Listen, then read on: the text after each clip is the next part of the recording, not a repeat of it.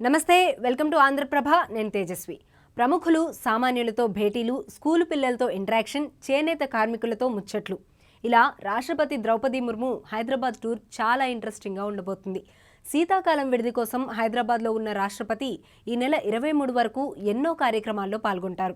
Hyderabad public school శతాబ్ది వేడుక వీటిలో ఒకటి. అయితే రాష్ట్రపతి ఈ వేడుకల్లో పాల్గొనడం వెనుక ఒక ఇంట్రెస్టింగ్ స్టోరీ ఉంది. ఈ ఏడాది ఏప్రిల్ 28న బీజేపీ సీనియర్ నేత నూనె బాలరాజ్ కుటుంబ సమేతంగా రాష్ట్రపతిని కలిశారు.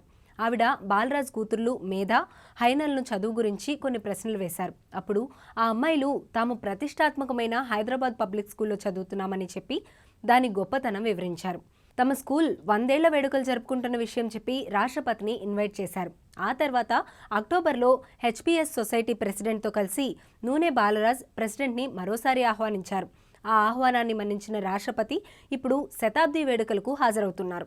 అలాగే ఈ నెల 20న సికింద్రాబాద్ పరేడ్ గ్రౌండ్స్లో ఎంఎన్ఆర్ ట్రస్ట్ నిర్వహించే గోల్డెన్ జూబ్లీ సెలబ్రేషన్స్లో కూడా ముర్ము పాల్గొంటారు. అదే రోజు భూదాన్ పోచంపల్లిలో పర్యటించి అక్కడ చేనేత ప్రదర్శన తిలకిస్తారు. ప్రెసిడెంట్ విజిట్ని దృష్టిలో పెట్టుకుని పోలీసులు గట్టి బందోబస్తు ఏర్పాటు చేస్తున్నారు. చాలా చోట్ల ట్రాఫిక్ మళ్లిస్తున్నారు. ఈ నెల 23న రాష్ట్రపతి తిరిగి ఢిల్లీ బయలుదేరి వెళ్తారు.